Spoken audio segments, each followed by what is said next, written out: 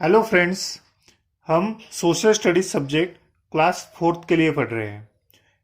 इस वीडियो में हम लोगों को इंग्लिश लैंग्वेज में जो लेसन दिए हुए हैं क्लास फोर्थ के, वो सिंपल हिंदी और इंग्लिश लैंग्वेज में एक्सप्लेन किए गए हैं। आई होप 100% आपके जो भी डाउट्स होंगे वो सभी डाउट्स इस वीडियो के एंड तक आपके क्लियर हो जाएंगे। तो आप बस इस वीडियो को लास्ट तक देखिए और ज़्यादा से ज़्यादा इस वीडियो को शेयर कीजिए अपने दोस्तों में, ताकि उनके भी जो भी डाउट्स होंगे वो क्लियर हो जाएंगे। और आपको अगर ये वीडियो अच्छा लगता है तो वीडियो को लाइक कीजिए और ये चैनल को सब्सक्राइब कीजिए। ठीक है, तो अभी हम अपने टॉपिक के ऊपर आते हैं। टॉपिक शुरू करने से पहले हमने अभी तक क्या क्या देखा। तो फर्स्ट चैप्टर में हमने देखा था आवर कंट्री इंडिया। फिर इंडिया का जो फिजिकल फीचर्स है, फिजिकल डिस्ट्रीब्यूशन किस तरह से हुआ है, वो 5 हिस्सों में हुआ है। उसमें से पहला हिस्सा था the Himalayan range, the abode of snow. वो हमने दूसरे चैप्टर में देखा कि जो हिमालयन रेंज है पूरा, वो किस तरह से इंडिया के नॉर्दर्न साइड में है और किस तरह से उसका लोकेशन है, क्या क्या उसमें दिखाया गया है, वैलीज क्या है, जो भी टर्मिनोलॉजी है वो भी उसमें क्लियर किया। वो चैप्टर के बाद हम लोगों ने देखा हिमालय के साउथ में क्या आता है, नॉर्दर्न प्लेन्स आता है। तो नॉर्दर्न प्लेन्स के बारे में देखा कि उसमें कौन कौन सी नदियां बहती है और किस तरह से वो फर्टाइल रीजन है, एग्रीकल्चर कैसे वहां पे डेवलप हुआ। और अभी नॉर्दर्न प्लेन के बाद में, नॉर्दर्न प्लेन के साउथ में क्या आता है, तो द साउदर्न प्लेटू, जिसे डेक्कन प्लेटू भी कहते हैं। तो अभी हम पढ़ेंगे हमारा fourth lesson, the southern प्लेटू। Our so let us start. Our country consists of large plateau located to the south of the northern fertile plains known as the southern plateau. हमने देखा नॉर्दर्न फर्टाइल प्लेन कहाँ पे थे। अभी ये India का map है, इसमें यहाँ पे नॉर्दर्न फर्टाइल प्लेन थे, उसके ऊपर हिमालय। तो इसका मतलब क्या है, सबसे नॉर्दर्न मोस्ट पार्ट हिमालय, उसके बाद में फर्टाइल प्लेन्स और उसके बाद में साउदर्न प्लेटू। ठीक है, तो अभी इसमें देखते हैं। सबसे पहले तो प्लेटू क्या है, प्लेटू मतलब क्या है। तो a plateau is an area of flat land that is higher than the land around it. तो प्लेटू रीजन कैसा होता है, एक लैंड होता है जो कि हायर होता है थोड़ा, मतलब हाइट उसकी थोड़ी ज्यादा रहती है कंपेरेटिवली उसके सराउंडिंग जो भी लैंड है उससे। तो सबसे हाईएस्ट क्या होता है, माउंटेन। माउंटेन में सबसे हाईएस्ट पीक होते हैं, फिर पीक के बाद माउंटेन, माउंटेन के बाद प्लेट्यू, और प्लेट्यू से भी डाउन रीजन में क्या होता है, प्लेन्स। हमने प्लेन्स ऑलरेडी पढ़ा है। This table land, table land मतलब प्लेट्यू, प्लेट्यू को क्या बोलते हैं, टेबल लैंड भी बोलते हैं। This table land is very important to our nation due to its productivity in agriculture and industries. तो ये प्लेट्यू रीजन ये क्यों इंपॉर्टेंट है अपने देश के लिए, तो इसमें जो प्रोडक्टिविटी है एग्रीकल्चर की वो काफ़ी अच्छी है। मतलब एक नॉर्दर्न फर्टाइल प्लेन्स में भी एग्रीकल्चर डेवलपमेंट अच्छी होती है क्योंकि फर्टाइल लैंड है, और ये प्लेटू रीजन है, ये भी एक अच्छी फर्टाइल लैंड है। It slopes from west to east. West मतलब ये वेस्ट और ये ईस्ट, तो इसका स्लोप कैसा है, वेस्ट टू ईस्ट, मतलब वेस्टर्न साइड अपवर्ड है और ईस्टर्न साइड थोड़ा डाउनवर्ड है। तो इसका स्लोप पूरा का पूरा वेस्ट साइड से ईस्ट साइड की तरफ है। इसका लोकेशन क्या है, लोकेशन देखते हैं। The southern plateau include 3 plateau regions. अभी जैसे हिमालय के 3 रीजन थे, वैसे अभी ये प्लेटू रीजन के 3 हिस्से होते हैं। कौन कौन से, namely the Malwa, the Chota Nagpur and the Deccan. क्या क्या बोला है, मालवा, छोटा नागपुर और डेक्कन। अभी कौन सा मालवा है, तो the Malwa प्लेटू is the north western part of the southern प्लेटू and lies between the Vindhya and the Aravalli hills. अभी विंध्या कहाँ पे है, ये है विंध्या, ये देखिए ये जो बॉर्डर है ना, ये विंध्या पर्वत है। और सॉरी, ये जो है ये अरवली पर्वत है। और यहाँ पे क्या है, ये जो जहाँ पे मैं पेंसिल दिखा रहा हूँ वहां पे कौन सा है, विंध्या पर्वत है। तो इन दोनों के बीच में जो आता है, ये नॉर्थ वेस्टर्न पार्ट जो आता है, ये आता है मालवा प्लेटू।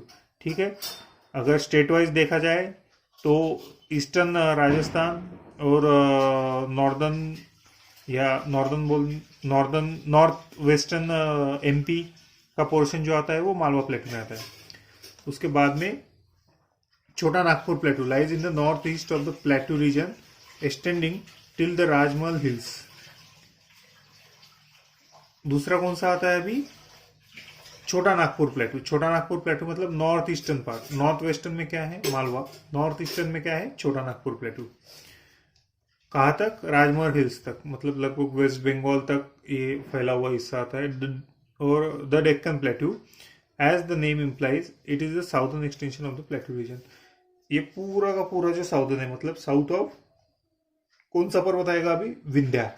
ठीक है, विंध्या पर्वत के साउथ में ये टोटल हिस्सा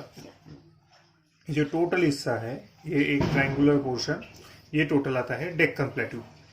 ठीक है, अभी आगे चलते हैं। ये तो लोकेशन अभी सब लोगों के ध्यान में आ गया होगा। आपको ये सब वीडियो देखते समय, पढ़ते समय अगर कोई भी आपको प्रॉब्लम आता है तो आप कमेंट में लिखिए, आपका प्रॉब्लम हम जल्द से जल्द सॉल्व करने की जरूर कोशिश करेंगे। क्लाइमेट में क्या है? It is very hot and humid in summer and warm in winter in most of the parts of this region. Climate कैसा रहता है? तो hot and humid in summers. Summer में जो है, मतलब जो धूप का सीजन रहता है समर, उस टाइम में क्या रहता है? हॉट रहता है। और विंटर में क्या रहता है? वार्म रहता है। The rainfall varies from state to state. अभी हमने देखा कि बहुत बड़ा एरिया है, तो वहाँ पे क्या है? बहुत सारी स्टेट्स है, और इतने बड़े एरिया में एक जैसा रेनफॉल नहीं होता है, अलग अलग स्टेट में अलग अलग रेनफॉल होता है। हमने पहले भी देखा था पहले चैप्टर में कि रेनफॉल किसके ऊपर डिपेंड रहता है, कि डिस्टेंस क्या है। एक बात तो रहती है एल्टीट्यूड, मतलब हाइट, अगर वो लैंड का हाइट अगर ज़्यादा होगा तो रेनफॉल ज़्यादा होगा। दूसरी बात, जो विंड्स है सी के ऊपर से आने वाले, उसके ऊपर भी डिपेंड रहता है। और सी से लैंड का इंटीरियर पोर्शन का कितना डिस्टेंस है, उसके ऊपर भी रेनफॉल डिपेंड रहता है। तो इतने बड़े हिस्से में तो ये सभी बातें चेंज होती रहती है, तो इसके लिए rainfall state to state change होता है। The seasonal south west monsoon winds bring rainfall from June to September and the northeast monsoon winds during October and November। ये सभी हमने मानसून जब कवर किया था उसमें सब बताया गया था कि नॉर्थ वेस्ट मानसून क्या होता है। नॉर्थ वेस्ट मतलब ये समझो, अगर मैप है तो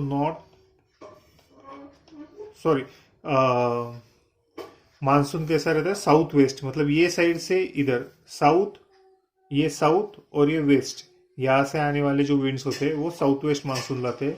ये कब आते हैं? जून टू सितंबर। और नॉर्थ ईस्ट मतलब ये नॉर्थ और ये ईस्ट, तो यहाँ से आने वाले जो विंड्स रहते हैं, यहाँ से ये साइड में, ठीक है, यहाँ से ये साइड में जो विंड्स आते हैं वो आते हैं अक्टूबर टू नवंबर। अभी physical features. Millions of years ago, volcano erupted in the northwestern part of the Indian peninsula and emitted hot liquid called lava। हम लोगों ने कई बार पिक्चर्स में देखा रहता है, या डिस्कवरी पे आपने बहुत बार देखा होगा कि लावा बाहर आता है, मतलब एक वोल्केनो का इरप्शन होता है और उससे क्या होता है? लावा बाहर आता है। तो ये एक एक्टिविटी है, वो कहाँ पे हुई थी? नॉर्थ वेस्टर्न पार्ट में। उसके वजह से क्या हुआ? लावा बाहर आया as a result of continuous volcanic activity for thousands of year. ऐसा एक बार नहीं हुआ, थाउजेंड्स ऑफ ईयर्स में ये लावा बाहर आते रहा, और the lava turn into thick layer. और ये बाहर कैसे आया? बाहर आके इसने लेयर्स के ऊपर लेयर्स बना दिए। ठीक है, आया ध्यान में? मतलब लावा ऐसे बाहर आया और ऐसा लेयर बन गया, उसके बाद में फिर से लावा बाहर आया, लेयर बन गया, तो ऐसे लेयर्स के ऊपर लेयर्स बनते गए। These layers cool down and form vast stretch of island with a flat top called table land और प्लेटू। तो ये प्लेटू कैसे बना है कि जो वेस्टर्न पार्ट है, नॉर्थ वेस्टर्न पार्ट है, वहाँ पे वोल्केनो का इरप्शन हुआ। मतलब समझ लीजिए नॉर्थ वेस्टर्न साइड में वोल्केनो का इरप्शन हुआ, उसमें से लावा बाहर आया, वो फैलते चला गया, फैल के वो ठंडा हो गया, दूसरा लावा आया, वो उसके ऊपर फैला, ऐसे लेयर्स के ऊपर लेयर्स बनते गए ठंडा होके। तो इसकी हाइट बढ़ गई अभी लेयर्स के ऊपर लेयर्स बनने के बाद। तो ये जो हाइट बढ़ी, ये एक टेबल लैंड का फॉर्म इसने बनाया और इसी को बोलते हैं plateau. The southern plateau is triangular in shape. हमने ऑलरेडी देखा कि ये कैसा है, ट्रायंगुलर इन शेप है। It is broad in the north and taper down towards the south. मतलब क्या है, ये नॉर्थ में ब्रॉड है। ट्रायंगल कैसा है, ऐसा ट्रायंगल है ना, एक ऐसा ट्रायंगल है। The southern plateau is triangular in shape. It is broad in the north and taper down towards the south. It is a wedge shape region. तो ऐसे ट्रायंगुलर शेप को क्या बोलते हैं, वेज शेप बोलते हैं। The Arabian Sea, the Bay of Bengal and the Indian Ocean border the plateau on 3 sides and the fertile plain binds it in the north. ये हम एक बार मैप में देखते हैं तो आपको समझने में थोड़ी आसानी हो जाएगी। ये देखिए, ये है प्लेटू रीजन। प्लेटू में क्या है, ये ब्रॉड हिस्सा ये नॉर्दर्न साइड में, और जो नैरो हिस्सा है वो साउदर्न साइड में। प्लेटू के ईस्ट साइड में बे ऑफ बंगाल है, वेस्ट साइड में अरेबियन सी है, साउथ साइड में इंडियन ओशन है और नॉर्थ साइड में नॉर्दर्न प्लेन है। अभी आ गया। हमेशा पिक्चर विजुलाइज करो, मतलब जल्दी समझ में आता है। उसके बाद में क्या है, rivers of the plateau region. Many rivers drain the plateau region. यहाँ पे बहुत सारी नदियां हमको पढ़ने को मिलेगी। अभी देखो, river Godavari and it's tributary drain it's northern part. Northern part में कौन सी है, गोदावरी। उसके बाद में river Krishna and it's tributary drain the centre part. Central part में कौन सी है, कृष्णा नदी। और and the river Kaveri drains it's southern most part. और साउदर्न पार्ट में कौन सी है, कावेरी। मतलब नॉर्थ में, अभी सीक्वेंस याद करो, गोदावरी कृष्णा कावेरी, ठीक है। गोदावरी कृष्णा कावेरी, नॉर्थ में गोदावरी, सेंटर में कृष्णा, साउथ में Kaveri. River Godavari Krishna Mahanadi Kaveri and the tributary flow from west to east into the Bay of Bengal as the plateau region slopes from west to east. देखो, पहले बोला था आपको कि प्लेटू रीजन का स्लोप कैसा है, west to east, west to east. तो पानी कैसे बहता है, higher slope to lower slope, higher slope to lower slope, मतलब वेस्ट टू ईस्ट। तो ये सभी जो रिवर्स है बड़ी बड़ी, गोदावरी कृष्णा महानदी कावेरी और देयर ट्रिब्यूटरीज, ये कैसे बहती है, वेस्ट टू ईस्ट। और ईस्ट की तरफ क्या है, ईस्ट में है बे ऑफ बंगाल। तो ये कहाँ पे ड्रेन होती है, बे ऑफ बंगाल में। बस दो नदी इसमें एक हम बोल सकते हैं कि एक्सेप्शंस है। वो कौन सी है, river Narmada and Tapi flow into the Arabian Sea where the land slope मतलब सिर्फ नर्मदा और तापी, ये दो ही नदियां ऐसी हैं जो कि वेस्ट की तरफ बहती है। और वेस्ट में क्या है, Arabian sea. River Damodar drain the Chota Nagpur plateau and join the river Hooghly, a distributor of the river Ganga. हमने गंगा पढ़ा था, कहाँ पढ़ा था, नॉर्थ इंडियन प्लेन्स में गंगा नदी है, तो वहां पे हमने पढ़ा था हुगली नदी। हुगली नदी गंगा की ट्रिब्यूटरी है और दामोदर नदी हुगली की ट्रिब्यूटरी है। दामोदर नदी कहाँ से फ्लो करती है, छोटा नागपुर प्लेटू, जो कि north eastern part of the Deccan plateau है, north eastern part of the plateau region है, ठीक है। उसके बाद में river Chambal, Betwa and Son are the plateau river that flow toward the north where the region slopes and join the river Yamuna and Ganga. तो कौन कौन सी नदियां हैं ये ऊपर, मतलब नॉर्दर्न पार्ट में कौन सी है, चंबल, बिटवा और सोन। द प्लेटू रिवर्स, मतलब चंबल, बिटवा और सोन प्लेटू रीजन से कहाँ फ्लो होती है, नॉर्थ की तरफ। और नॉर्थ की तरफ कौन सी रिवर्स है फिर, यमुना और गंगा, उसको ये जाके मिलती है। अभी इसमें दिया गया है Jog form by the Sharavati river of the plateau region in Karnataka is one of the highest waterfall in India. Waterfall हम सभी जानते हैं, तो जो कर्नाटका में है शरावती रिवर्स के ऊपर, वो नाम है जोग फॉल। देखिए यहाँ पे फोटो भी दिया हुआ है, आपको अच्छे से याद हो जाएगा। जोग फॉल कर्नाटका में है, शरावती रिवर्स के ऊपर, जो कि हाईएस्ट वाटरफॉल है पूरे इंडिया में।